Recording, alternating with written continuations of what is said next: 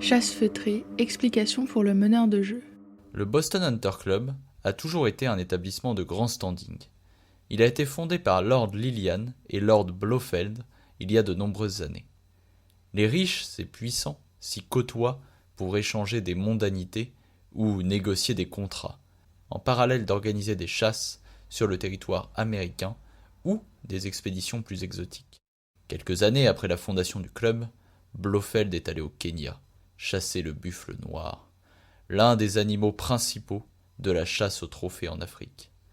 Se heurtant au refus des anciens d'un village sambourou pour obtenir des hommes, il l'a fait brûler et a continué son expédition. Après avoir finalement débusqué un buffle, le grand chasseur blanc n'a toutefois pas pu profiter de sa prise, l'épuisement l'amenant à rater son tir et à finir encorné à l'aine. La bête finit abattue par les aides de camp de Blofeld. La tête du buffle empaillée et aux cornes vernies a rejoint ensuite la collection de trophées du petit salon du Boston Hunter Club. Blofeld décédera quelques mois après de complications liées à sa blessure.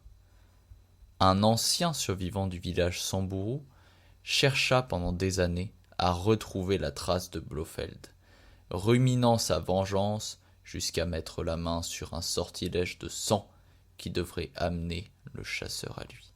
Aveuglé par la haine, le vieil homme lança le rituel et drogua une partie de son village actuel pour s'en servir en tant que sacrifice. Toutefois, Blofeld étant décédé depuis plusieurs années, le seul endroit contenant encore un peu de son sang est le petit salon, la corne tachée du buffle conservant sous son vernis quelques gouttes de sang du chasseur détesté.